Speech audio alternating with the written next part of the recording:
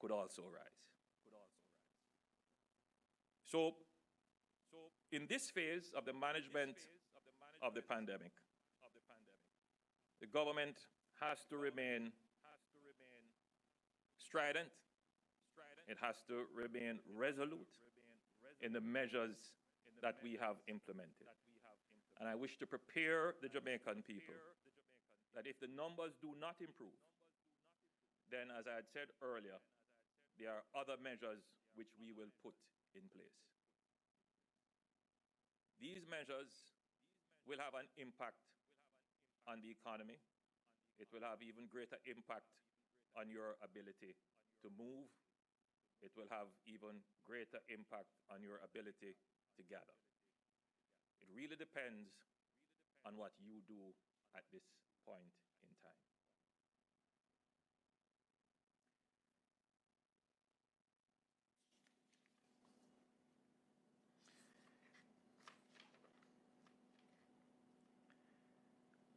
The vaccines are now with us. We have our first tranche of vaccine. 50,000 doses. 50,000 doses. Thanks to the selflessness, thanks to the kindness, thoughtfulness of the people of India, and I again wish to thank my good friend Prime Minister Modi for his consideration of Jamaica as one of the countries.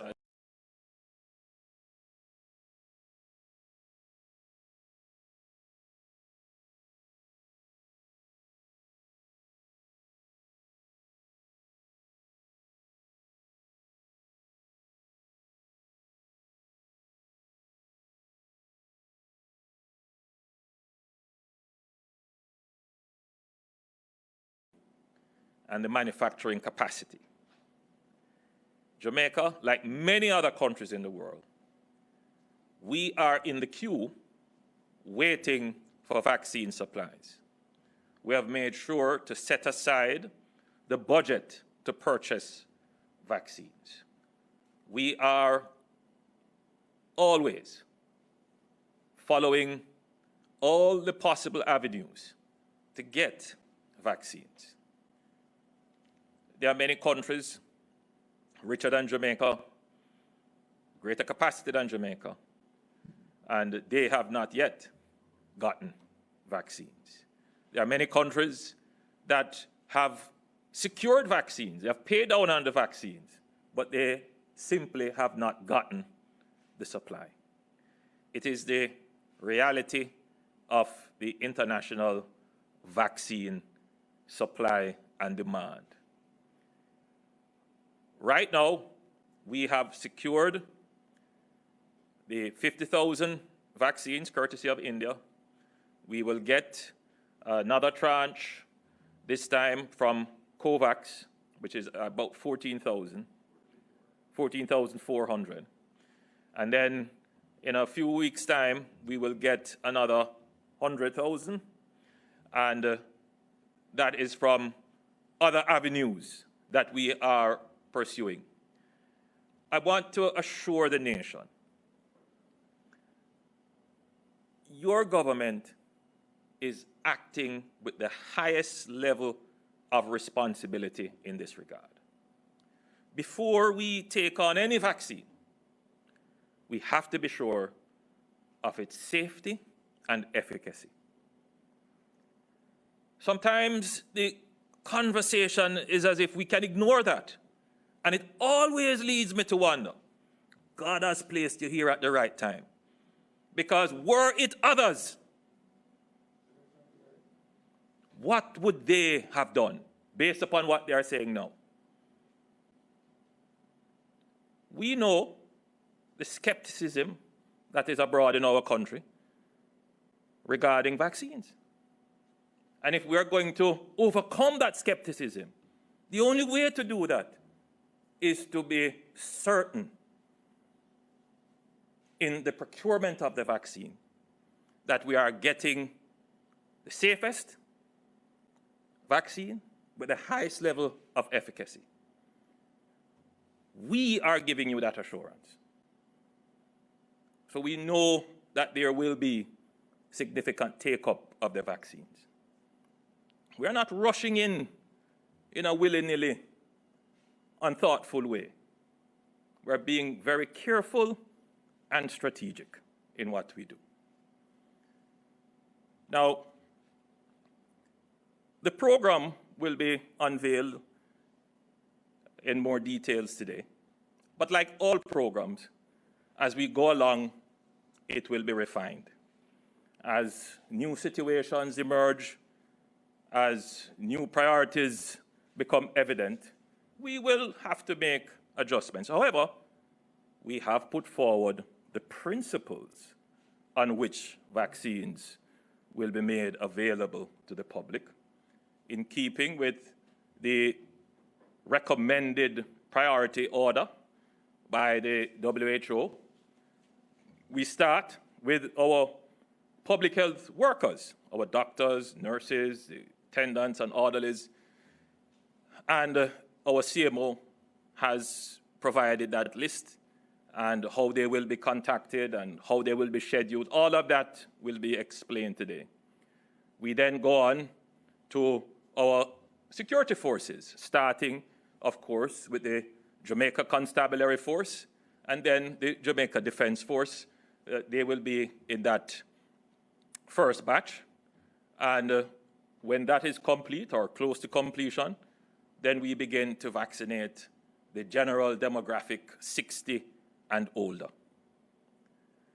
There are questions raised about whether or not politicians will get the vaccines before everyone else.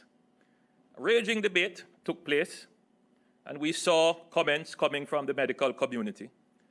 And let me be clear, and I've always been clear with this and to the cabinet, that we must lead by example. And there are two examples to be set here. The first example is the vaccine is safe enough for the leaders to take.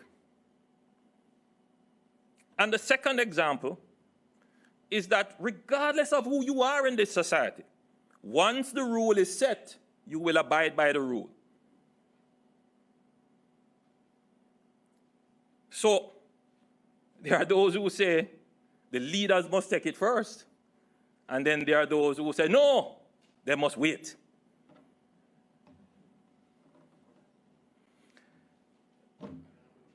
You can't win. What they are saying, obviously, is that, a young 40-year-old minister should not take it before a 60-year-old. And there is merit. There is merit in the argument. But what I have come to understand about my own country and my own people is we have an incredible sense of social justice. What is right? For too long, our country, people have stood by and said, it is those who know others and who are connected. They are the ones who are going to get through. And the pressures have already started. But I'm committed to ensuring that the distribution of the vaccine does not fall in this category of nationally important goods to be distributed, where people break the line and because of connections, they get. Because it is a life-saving commodity. It's a life-saving good. And so people must have faith. And for another reason, I know there are those who are saying they're not going to take the vaccine. I bet you any money that within the first 4 or 5 weeks of vaccination, everybody's going to want to come and take the vaccine. So you're going to have long queues and lines and people piling up. And if there is ever the view that the vaccine is not fairly distributed, everybody will want to break the line because they will feel they will never get. And indeed, that is the situation of scarcity and the distribution of things which have been described as spoils in Jamaica. We can't afford that in this exercise.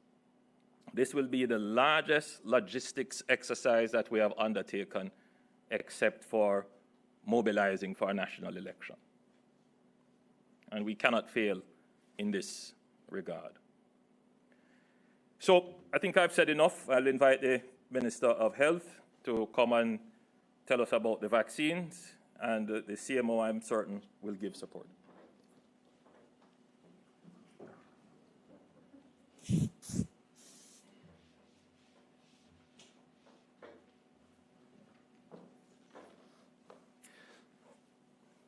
Thank you very much, Honourable Prime Minister. Good evening to my colleagues, members at the Ministry of Health and Wellness, distinguished ladies and gentlemen. Today is a good day. As said by the Prime Minister, we finally have gotten our vaccines, and there's much work to be done. My first comment from the Ministry of Health, Prime Minister and colleagues and others, is that we are still very concerned, as you have expressed, with the increasing positivity rate, with March 7th representing our highest daily case count on record for the country, but more importantly, the positivity rate of well over 30%. Just to clarify that the numbers tells one story, and the public, I know, gets alarmed when they see high numbers. But the positivity rate is really the key variable to watch, because what that says to us is for every amount that we test, whether it is 100 or 300, the higher the percentage of positivity is, the more the virus is present within our population. And so a positivity rate of over 30%, in this instance, I believe closer to 35%, 39%, means that for every 10 persons in the population, 4 are positive. Now, that is a graphic depiction of the extent of the virus in our population, and we remain concerned about that. The health team, we have met, discussed, as we do each day, and there is a considered view that we will see high numbers over the next week or more, and we are hoping that we will begin to see a tapering off beyond that period, as long as persons obey the protocols that have been established under the orders and the message that all of us in government have been preaching around mask wearing, sanitizing, and physical distancing. So while we will clear up the backlog and therefore be testing less than the 2,000 or more each day over the next couple of days, we should get back to the current testing. We will likely still see positivity rates that are relatively high until we see the effect or the impact, hopefully, of persons observing the protocols. Beyond that, I want to report that we have received an update from the Caribbean Public Health Agency, CARPHA, where we have been sending samples to be tested for the COVID-19 variant strain. In January, we randomly selected confirmed positive cases from across parishes who had no history of travel to test for the variant strain, the UK or English variant strain. The samples completed the processing and we received results on March 6th. Of the samples sent, 8 were suitable for testing and 7 were found to be positive for the UK variant strain. The positive samples came from the parishes of St. Catherine, St. James, Clarendon, Kingston and St. Andrew, and Trelawney. What this confirms to us in public health is that the UK variant strain is present in our population, as manifested in the sequencing or the testing that has been done at CARPHA in Trinidad. And I think it's important for us to recognize that, look at the features of this variant strain, which I know the CMO can comment more on, and could attribute, possibly, with more work to be done, more testing to be done, that this may have contributed also to the rate of spread in the population. Our analysis has shown that given the widespread disregard for the protocols, the non-wearing of masks, the crowded situations, the illegal parties and social gatherings across the island, and also the increasing indication of symptomatic positive cases, all of this combined could be contributing to the rate of spread of the virus in the population. The issues around the variant strain is concerning. I mean, it has taken us some time to get the results of these tests because we don't do the tests here in Jamaica. And so we are moving to ensure that we have the necessary equipment to allow us the capacity to test for that variant strain.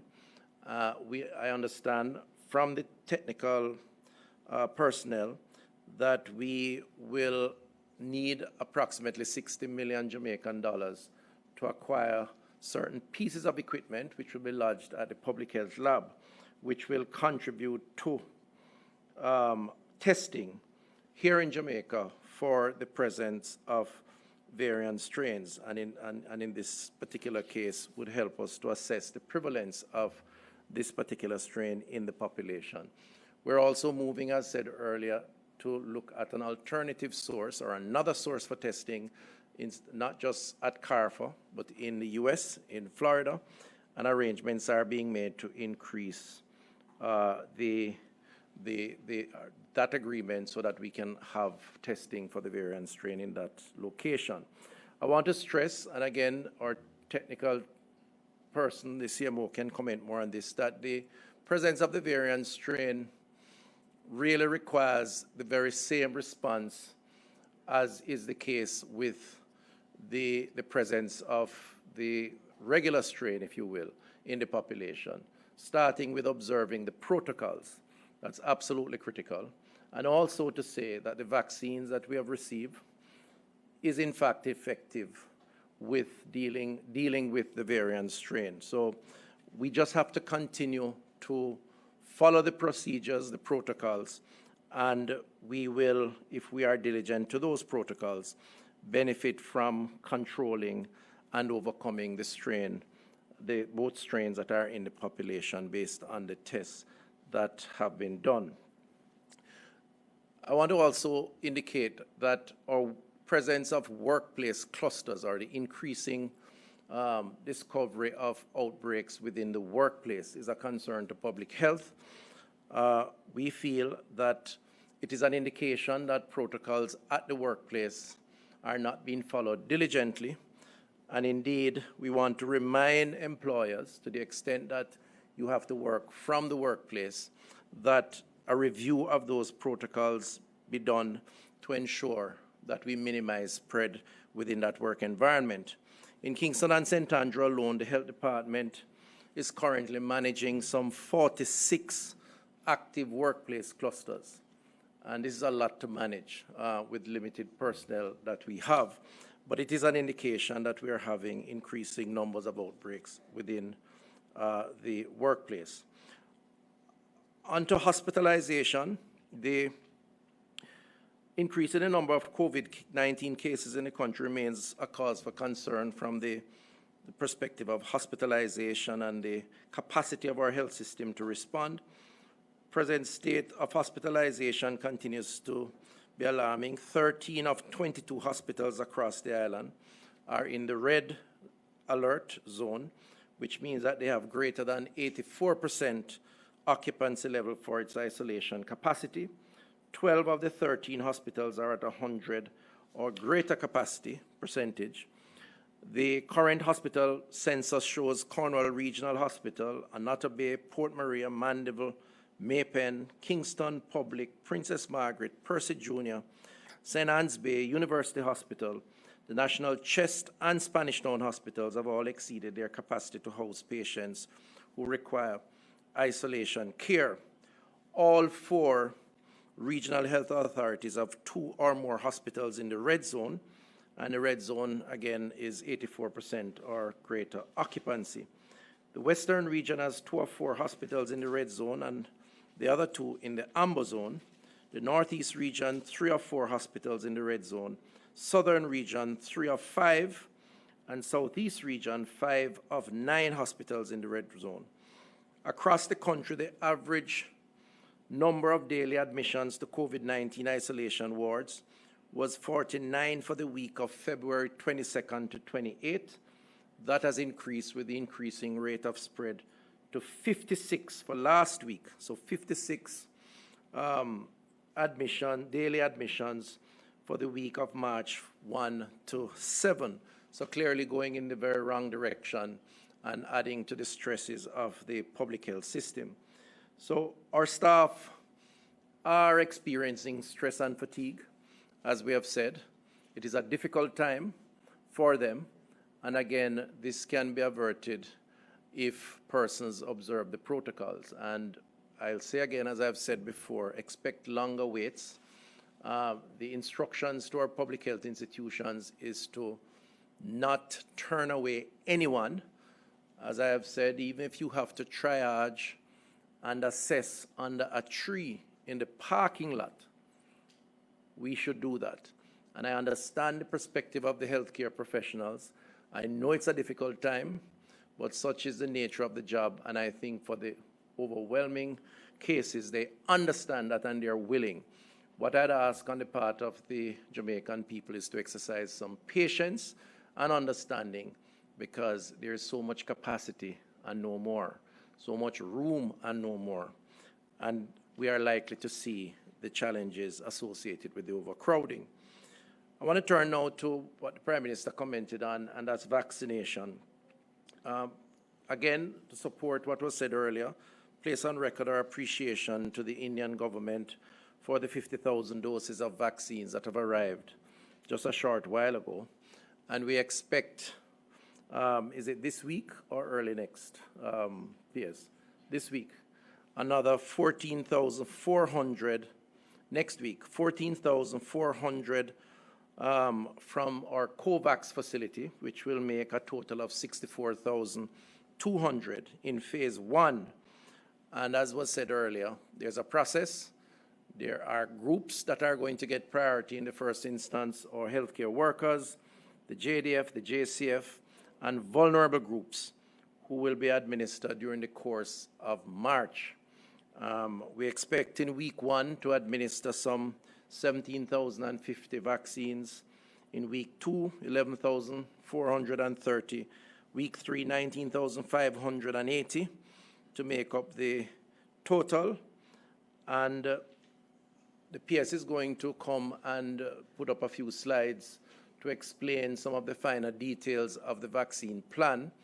There are still some questions that I know will be asked. On Thursday of this week, during our regular COVID conversations, we will go through in finer details the structure that has been established in terms of the vaccine plan and hierarchical structure involving functional management, oversight, the role of the regional health authorities, persons who have been specifically assigned to deal with logistics, to deal with human resources, to deal with the clinical side of administering the vaccine, the role of the private sector or private doctors, and I could go on and on. So this Thursday, we will go through that very important detail or set of details to give the public more information on this process. Before he comes, I just want to reiterate that we are making progress, and the comments that have generated alarm and perhaps concern, comments coming from myself as minister, is not intended to scare anyone, but certainly to explain to the country that there's a lot that we need to do, and all of us have a role to play. But I think the arrival of the vaccines is a good start to what I consider to be the most effective arsenal or effective response to COVID-19 and the virus, but it should not make us complacent we must still wear the mask, physical distance, and sanitize, because there's still a fairly long way to go. I think we're getting there. What we need now is take up. But in the meantime, please continue to observe the protocols. So I'm going to ask the PS to now just run us through a few slides with the permission of the Prime Minister, so that the country can get a better understanding of the breakdown.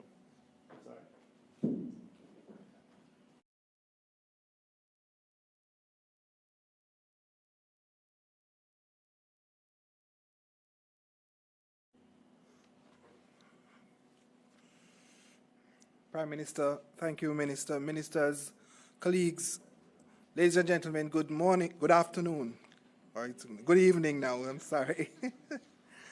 I would just like to take the opportunity to remind my fellow Jamaicans about the principles that are around our vaccination program. The first principle is around human well-being, and our second principle is about equal respect. National equity, legitimacy, and reciprocity are the 5 main principles that we use to govern the operation of the vaccination program in Jamaica.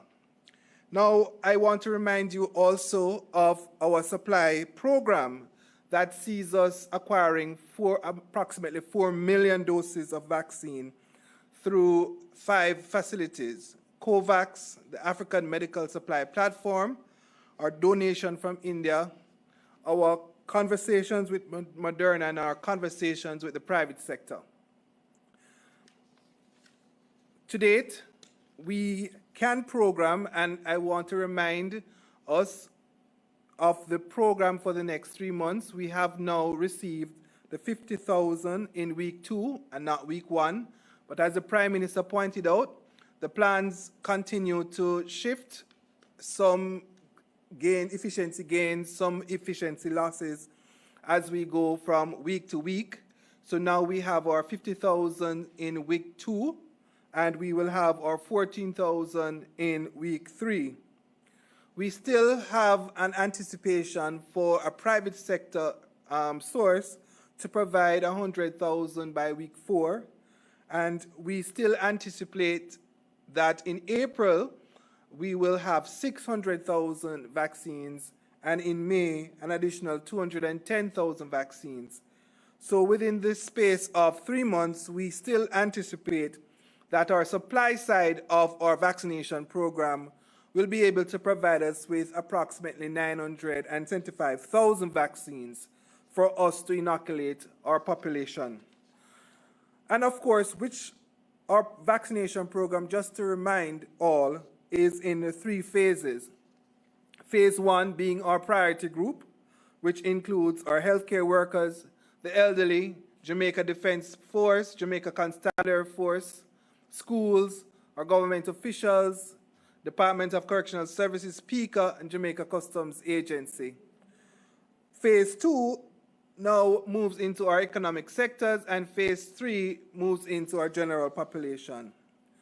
Now, in terms of the rollout of phase 1, we will see in March 4 groups of persons receiving vaccines. We start with our healthcare workers, and in March we will also provide approximately 25,000 elderly in infirmaries, elderly in homes, and other persons who are deemed in that 60 and over age group that can access our vaccination program in March. And the Jamaica Defense Force and Jamaica Constabulary Force. So in this month, in phase 1, we intend to vaccinate those persons identified with some efficiency loss and some efficiency gain. In April, we then roll out to the wider population of the elderly and our educational institutions and persons working in educational institutions, and of course the other uniform groups. March, April, first dose, then May, June, second dose. We move then into phase 2 of our program that looks at the economic group, and then phase 3 that moves into the general population. But what happens on March 10? As per the standard, we indicated that the vaccination program will begin 48 hours after receipt of the vaccines at the airport. Therefore, our schedule is for us to begin our vaccination program on Wednesday, March 10. And if we go to the slide that points out the weekly schedule of vaccinations, next slide, next, we'll see that on Wednesday, approximately 3,280 persons will be vaccinated. Please note that the vaccination program is always in groups of 10 for this first phase in March, because the vial comes with 10 doses in each vial. And therefore, in order to prevent wastage, we always have to round up in terms of our dispensation to factors of 10. And so you'll see, so it's not just because we want to round up, because we're estimating, but we have to manage supply in a way that maximizes the dose per vial. So week 1, we intend, as the minister said, to inoculate 17,050 healthcare workers. Week 2, 11,430 healthcare workers. But in week 2, we now will also be inoculating persons from the JDF and the JCF. And then in week 3, we continue the inoculation of healthcare workers, the JDF, the JCF, and then we begin to introduce the elderly population in week 3. So we have separated our estimations or our targets into our health regions. So the Southeast Regional Health Authority, the Northeast Regional Health Authority, the Southern Regional Health Authority, and the Western Regional Health Authority. On Wednesday, in week 1, these health facilities will be open for the inoculation of healthcare workers only. And we now introduce the logo for our vaccination program. Thank you very much. Prime Minister.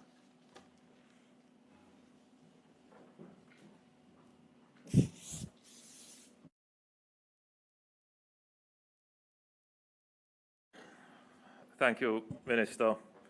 Thank you, Pierce Bryan. I'm going to ask the Minister of Local Government to give us a brief on the meetings that you have had with the sector dealing with burials.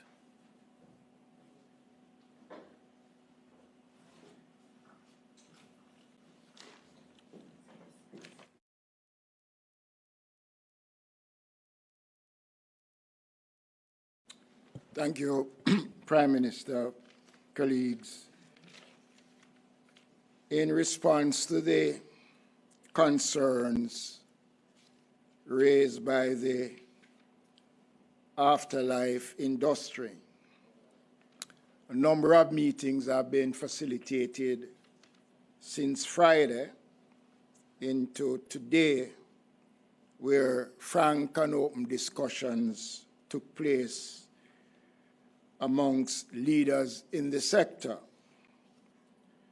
The government is sensitive of the concerns and the realities facing persons in the sector, and as the country is aware that the ban on burials came into effect today.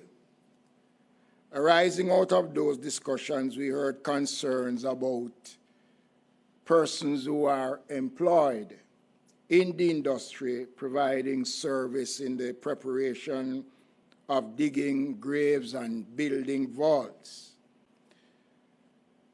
we consider a proposal which we will be considering, and when I meet with the industry again on Thursday to continue the discussions, a number of issues have been placed on the table.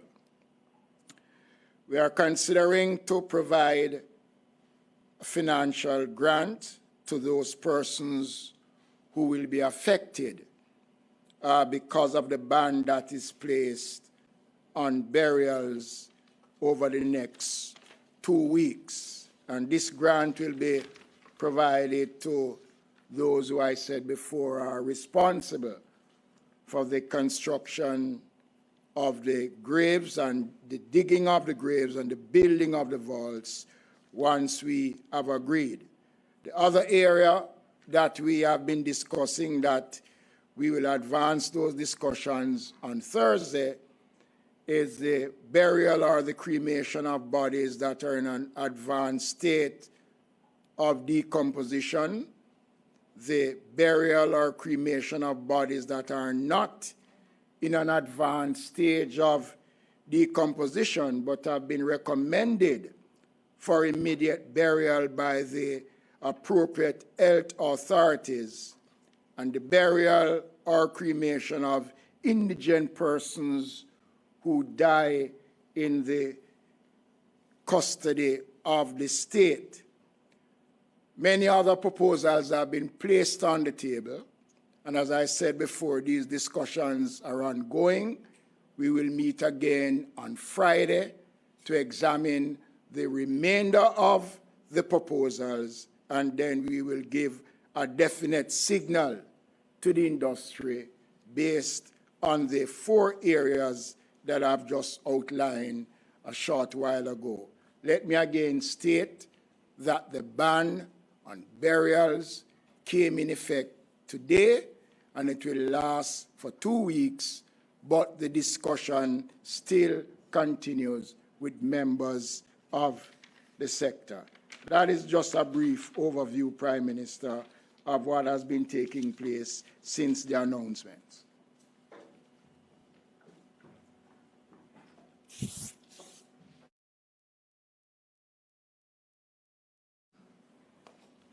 Thank you, Minister Mackenzie. We've reached the end of this segment of the press conference where we present the various reports, and we are now open to questions. Thank you, Prime Minister. And thank you so much to members of the public. We do have some people on social media who are posing some questions, but of course, as usual, our media partners are the ones who are online who have several questions. Ahead of us starting, I did explain to our media partners that we're using the Zoom webinar platform, which gives a little bit more reliability in terms of how we stream. And so all they need to do is use the raise hand feature. Once we identify them, they will be able to ask their questions, and so and to turn their mics on. And so let's start off with Brittany Clark from Nationwide Radio. Brittany, and then I'll tell you the lineup so that you can know on your end for the journalists who made that suggestion. You'll be able to know on your end who is next. So let's start off with Brittany Clark from Nationwide Radio.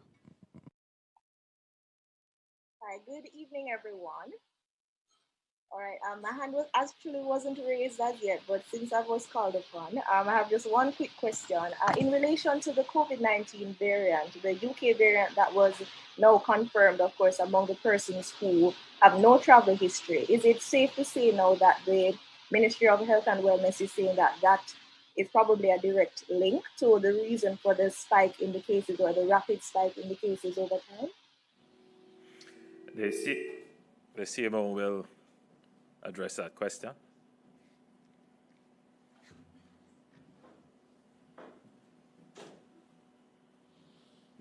Good afternoon, everyone. There are several factors that is contributing to the spike in the number of cases, and I believe, and the ministry does believe, that the most important part of that is in terms of the adherence or lack of adherence to protocols.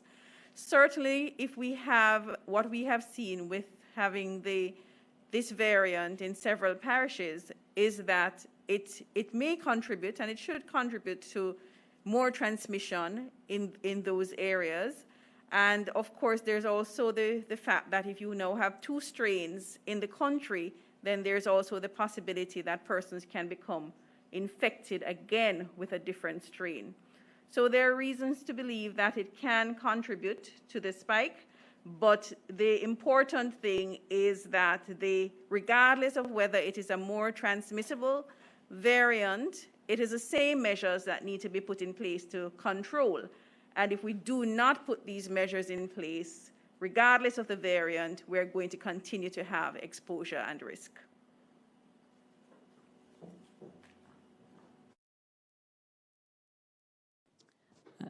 I'm sorry, Brittany is now indicating that she has a quick follow-up, so we'll allow that, and then we go to Ms. Dion Jackson Miller next. So, Brittany, is it that Thank you? Okay, Thank go ahead. Yes, so the follow-up question, or the question I have for Prime Minister Holness, Prime Minister Holness, you said we're now at a trigger point, and we know that the numbers are increasing, persons are not abiding by protocol, and now, persons would have come with the anticipation that we're awaiting stricter measures. When exactly would you say that you'll be willing to now implement these stricter measures? Thank you. Well, you're in that phase. We continue to observe the impact of the measures that we have already put in place, which, it's very much a mixed signal. We put measures in, and we put them in on the Sunday. By the Monday, a host of complaints by all kinds of stakeholders saying, I am going to be disenfranchised or disadvantaged, or my freedom is restricted. It's as if the question was, why put in these measures? Now we are in a situation where I guess it is explicit now. It is clear that there is an immediate danger. And so the argument has shifted. When are you coming with stricter measures? The government has always acted based on evidence, based on data. So we have always been evidence-based. We have always acted in what we call a situationally appropriate way. So we look at all the elements that make up the situation, and we try to come up with a solution that best addresses all the issues. And then we act proportionately. We don't act more than what is necessary. We gauge our response to how we have defined the problem. So where we are now, the measures we have put in place, we have given 3 weeks for them to work. If they don't work, then there would be more measures to come. And I am being upfront with the nation to say, as I've always said, a lockdown is not off the books. We have never been this close to it, but we are very close to it now. Thank you, Mr. Prime Minister. Let's then go to Dion Jackson Miller of RGR. Dion, I think you're on mute. You need to now unmute yourself. Oh, I actually had clicked to just You caught us this time, right? You. It's you. All right. Thank you so much, Naomi. Mr. Prime Minister, you speak of taking the possibility of taking additional measures if the cases continue to increase.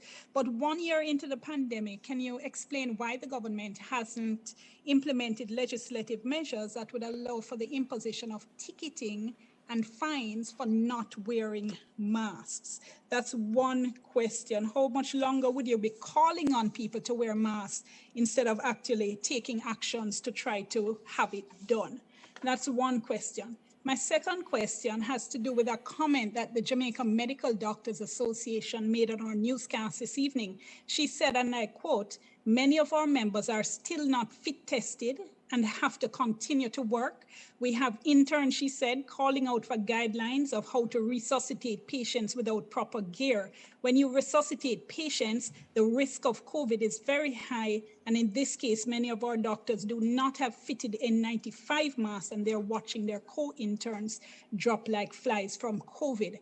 End of quote. So there are two parts to that question, because I acknowledge the issue of fit testing is one and the issue of the availability of the mask is the other.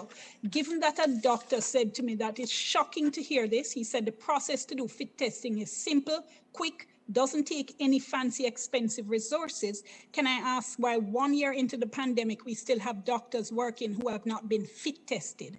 The second part relates to the availability of the mask. We don't seem to hear much about this. I know there's a worldwide shortage, but is the government moving earth and heaven to ensure that we get masks, because our healthcare workers are clearly being put at risk by their own description? So that's the issue of the ticketing and the fines, the issue of the fit testing itself, as well as the issue of the masks. I'm glad you have brought these two issues to the public fore. I did not personally hear the comments of the medical professional who spoke, but I wish to say to all the medical practitioners, the frontline workers, that your sacrifice is very much appreciated, and we don't take your suggestions, your concerns lightly. I'm going to ask the CMO, or probably the permanent secretary, but more likely the CMO, to come and address it. But to the point, yes, the government takes these concerns very seriously. And aside from making the budgetary allocation, which we have done, and that is not the, I doubt it, PS, that would be the issue, the budgetary allocation. We have made the budgetary allocations. It would probably be supply and logistics issues, but the CMO would be in a better position to answer you on those questions, Dion, and she will come shortly. Like you, I am also very frustrated sometimes with the legislative process.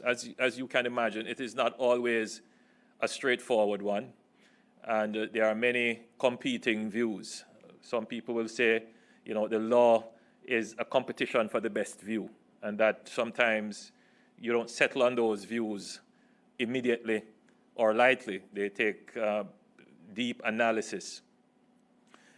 But let me be clear, however, that the existing laws do allow for some level of enforcement of the Disaster Risk Management Act. We contemplated ticketing as a more explicit and efficient process of enforcement. There are some issues with that. I won't go into those details now as to how the ticketing would be implemented. We are very close to putting that legislation in now, as I had promised that it would come within the first week of the new budget year. So the whole ticketing process is now at our legislative committee, which is the penultimate stage before it reaches Parliament. So we are on track, and yes, I agree with you, it has taken a long time, but as an attorney yourself, you would recognize that some of these issues have to be thoroughly debated before we can come to the legislative conclusions.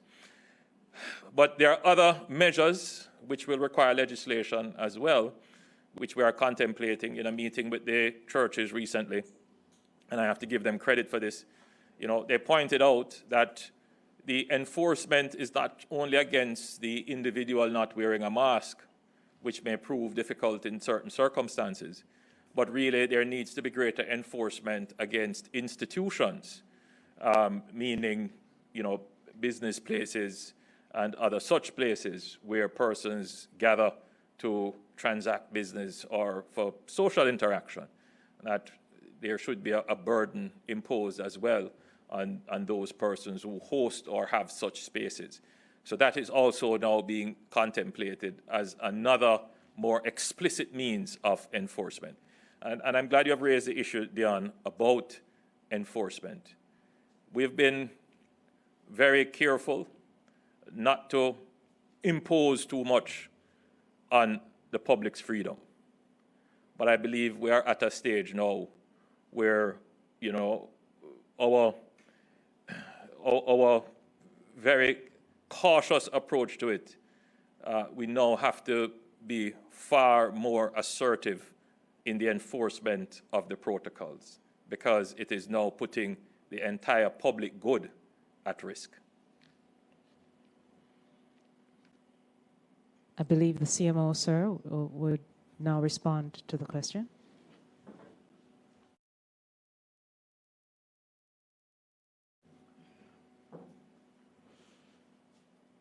Okay, we have come a long way since last year, March, and we're in a much better position than we were, I would say, a couple of months ago in terms of supplies and our ability to be comfortable with the amount of supplies that we have. We really made a particular effort coming into the end of the year to ensure that we had stockpiled quite a bit of personal protective equipment in preparation for the surge. However, we do understand that there are going to be times that there are certain, because there's such a wide range of masks that there are going to be times that you're going to have masks, you're short. But we have not had reports, because we have meetings with the regions every day, and we have not had reports of any wide-scale lack of personal protective equipment at this time. Although I do say that from time to time, you're going to have particular sizes that you may be out of. Now, that poses a problem with fit testing, because the fact is that you fit test for what is available. And you may find that you start out in March and you do fit testing for A, B, and C mask, and then 6 months later, there's no A, B, and C mask. And so your entire team need to be fit tested again. When we started out with the pandemic, the Ministry of Health had guided the fit testing process because we wanted to get everybody on board quickly and have all the hospitals covered. The regions have taken over the fit testing, in arranging the fit testing. So I'm not sure where they are in terms of if they have to fit test persons again. Earlier on in the pandemic, we did have problems. It is a simple process, but it requires a kit. And we did have problems with obtaining the kit. And so there was a gap about in the middle of last year where we could not fit test persons because we had no kits in country. However, at this time, I'm not sure if that is the issue, because it really has become the regions that have taken on this process of fit testing. But I hear what you say. I heard the report on the news this evening. I was a little surprised at the report, but I wasn't shocked, because the fact is that management issues, local management issues management has to address the problems that are faced in every institution, and it's going to be different from institution to institution. So, I would really just encourage persons, all the teams on the ground, to ensure that everybody is a part of the team and that we are listening to what our healthcare workers say at the head of department level, at the head of hospital level, at the head of parish level, so that we can address these issues. Because particularly at this time, if we don't have the strength and the support of the healthcare workers, if they feel as if they are not a part of the team and their concerns are not being addressed, then we're bound to fail, and we cannot afford for that to happen. So I'd really just encourage, coming out of the report that I heard on the newscast, that the local management teams get involved and try to solve these problems. From a ministry level, we continue to engage in ensuring that we have adequate amount of PPEs in Ireland. Thank you, CMO. Today, I suppose, we'll do some quick follow-up. So Mrs. Jackson-Miller had a quick follow-up, so let's just do the quick follow-up now. Maybe a little bit more efficient this way, too. Thank you so much, Naomi. I hear what you've said, CMO, but given that we are in a pandemic and given that the lives of these healthcare workers are at risk, if the ministry is hearing these concerns coming from the regional and the local level, don't you think it's time for the ministry to step in? Because clearly what you're calling for isn't happening in terms of the matter being resolved at the local level, or we wouldn't have these calls coming from the head of the Jamaica Medical Doctors Association. So is it not time for the ministry to take a much more active role than to simply say, we encourage the regions to fix this? I'm not going to attempt to answer on behalf of the CMO, but since it is a management, it has been reduced to a management issue. That is something that the government, from the level of the cabinet through the minister on through the permanent secretary, will address. As I've said, I'm hearing this issue being brought through the media to the attention of the government. We are very, very sympathetic and always very concerned when these issues are raised, and I will personally ensure that it is addressed along with the Minister of Health. Thank you so much, Prime Minister. Mindful of the time, let me just go to a few from social media, then we come to Nadine Harris-Wilson. Nadine, if you could remind us the media entity, but before we get to Nadine, Prime Minister, there's someone on Facebook who's asking, for persons with chronic comorbidities, asthma, high blood pressure, diabetes, etc., who are not elderly nor frontline workers, but still very high risk, which phase do they fall into? I'll ask the CMO to address that.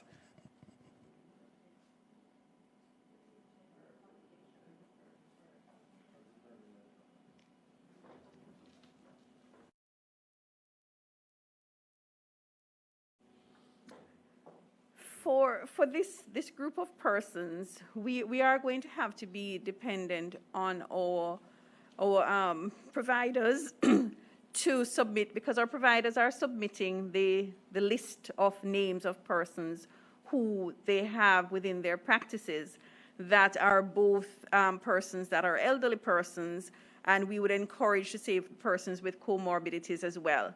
From the public sector perspective, we are using the chronic disease registers, and so we would not only be looking at the persons that are over 60, but the persons who would be registered as having chronic illnesses as well. So I would encourage the private practitioners who are submitting their list of the elderly persons to also submit those persons who have the comorbidities. Thank you so much, CMO. Then let's get to Mrs. Nadine Wilson-Harris. Nadine, good evening. I believe this is the first time you're joining us for this press conference. If you could just remind us of the media entity you represent.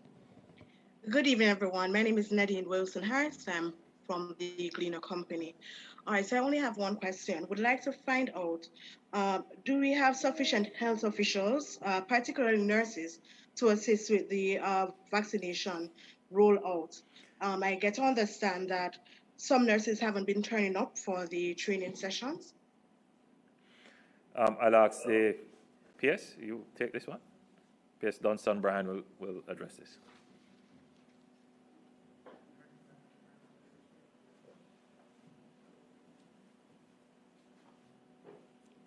Thank you, Prime Minister. To date, some 580 persons have been trained to be part of the entire vaccination program, and the training continues. Now, in terms of nurses not turning up for training, we have not received that report in center. As a matter of fact, we have had several training sessions over the last 3 weeks with full participation of different types of healthcare workers that will be part of the overall implementation. So we will investigate that to determine the veracity of that report. Thank you so much, Permanent Secretary. We have 2 last questions that we will entertain given the time. Then let's quickly, one question from Ms. Burton, and then the Gleaner's Damian Mitchell. We can wrap up. After that, there are two comments, sir, Prime Minister, on social media. One having to do a real question, asking for air traffic controllers to be part of the essential services sector that would be vaccinated along with PICA employees. We'll take it under consideration. Thank you so much. Let's go to Ms. Burton then. Zara? Ms. Burton?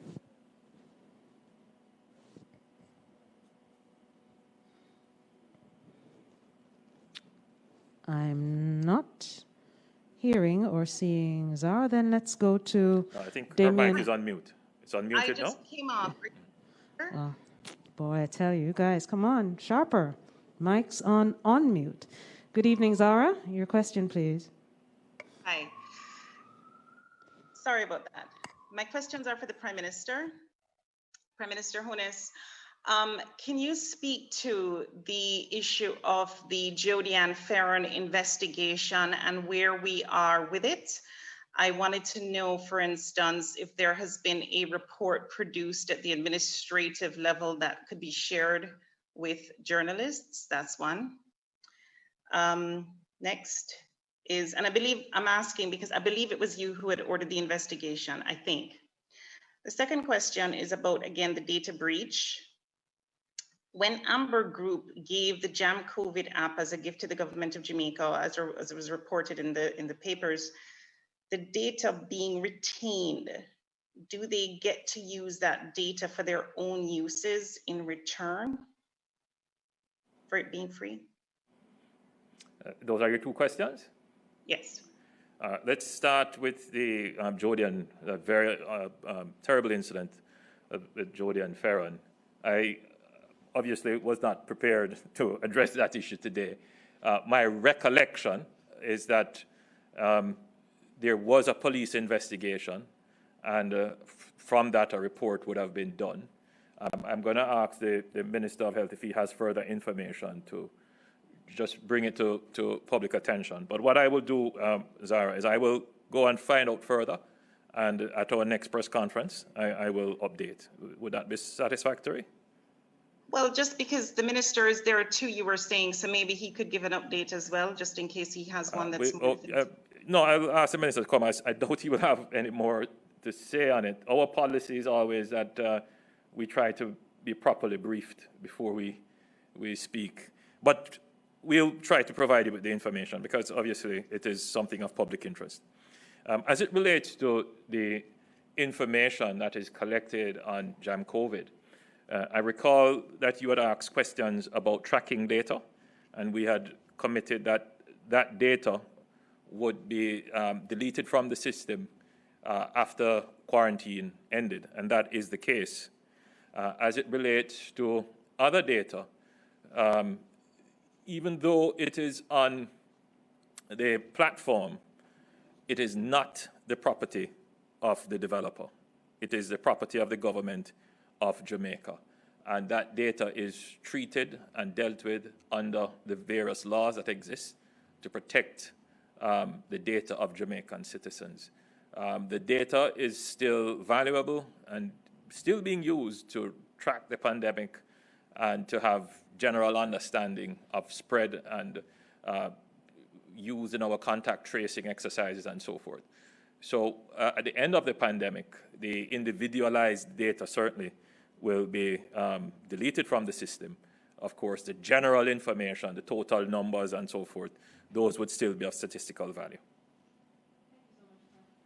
Thank you so much, Prime Minister. A final question then comes from the Gleaner Company, Mr. Jovan Johnson.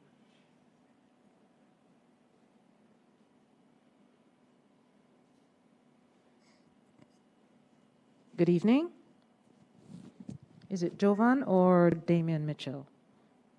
One of the two, I believe. So I know the Gleaner had their hand up. Are they forfeiting their opportunity to ask a question? Hello?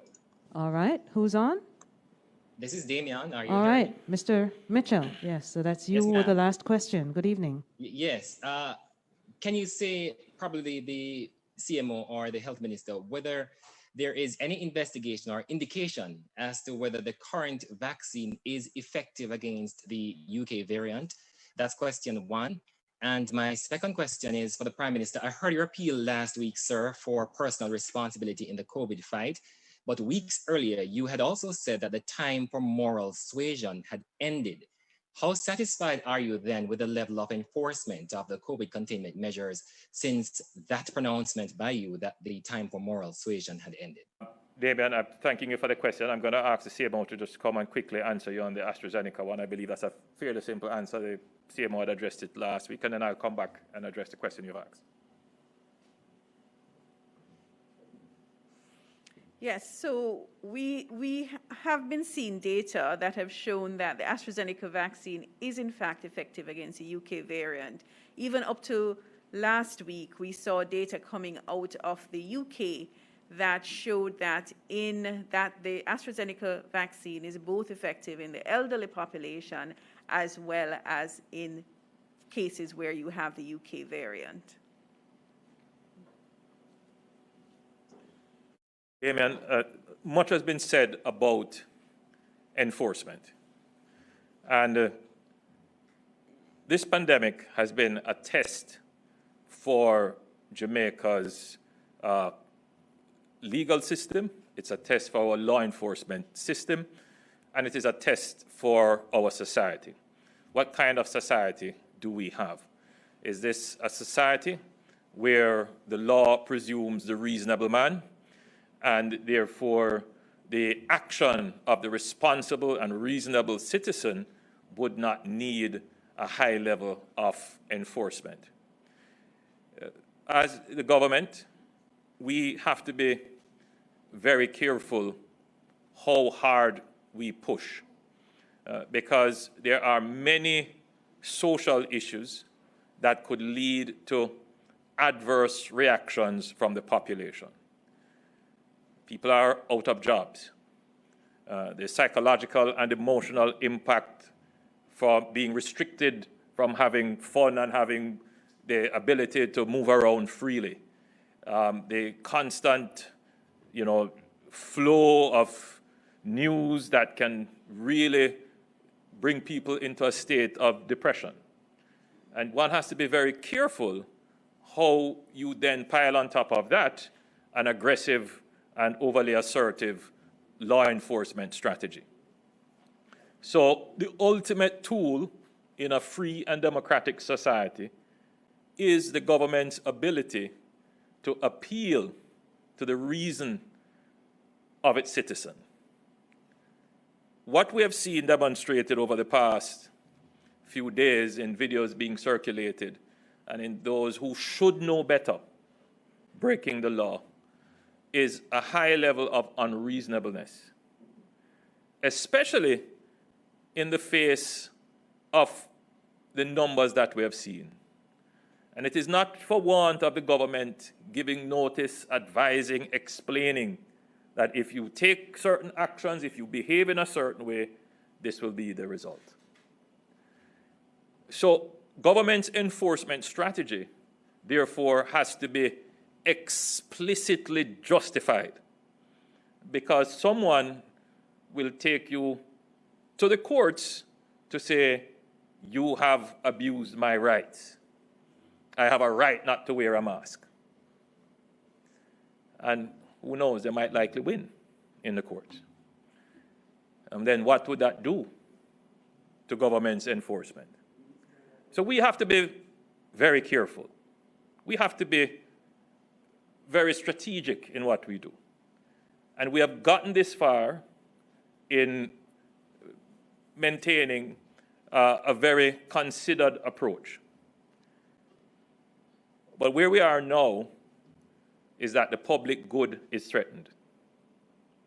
It can't be the case that the individual right rises above the public good. Where we are now is that we have to place the public good, the ability to get treatment in a hospital if it should become the case that you need it. That must take precedence over your convenience and comfort. to be able to go to parties and gather as you would wish without wearing a mask and social distancing. And because it is absolutely clear in the public's mind now, and clear to the government and to the police, we will start a more assertive campaign for enforcing the protocols under the Disaster Risk Management Act and other pieces of legislation which govern public order. I must at this point commend the police for the incredible level of, I don't want to say tolerance, because you cannot tolerate bad behavior. Must not be tolerated. They didn't tolerate it, but they exercise a high level of judgment. It is not that those persons who wantonly break the law will not be prosecuted. The question is how and when, and if you do it in such a way to take away your own justification in enforcing. And I think that the police has been under a lot of strain lately. I have spoken to a few of them and they have expressed incredible frustration. You know, they have gone, they have enforced, and by the time they go before the courts, persons are back out, and they just feel as if they are powerless. No society can progress without having a strong law enforcement capability. And no society can progress without that capability being used with great consideration. What must be clear to the Jamaican citizens is that your government respects your rights and will only use any form of force unless it is justified. I am of the view, certainly the Cabinet is of the view, that it is justifiable now to be more assertive in the enforcement of the protocols that are in place. Thank you so much, Prime Minister. Thank you so much, ladies and gentlemen of the media and ladies and gentlemen of the public, for joining us this evening for our media briefing and, of course, heralding the first batch of vaccines that arrived in Jamaica for our inoculation exercise. Please be reminded that the presentations, especially by the Permanent Secretary in the Ministry of Health and Wellness, Mr. Dunstan Bryan, outlining the centers for vaccination and also the schedule in terms of persons to be vaccinated, can be found on the Ministry's website. We thank you so much for joining us. Please remember the protocols, social distance, stay safe, and of course, if you're not feeling well, please stay at home. Thank you so much, everyone, and we'll see you again sometime soon. Good night. By order under the Development Act, stay at home.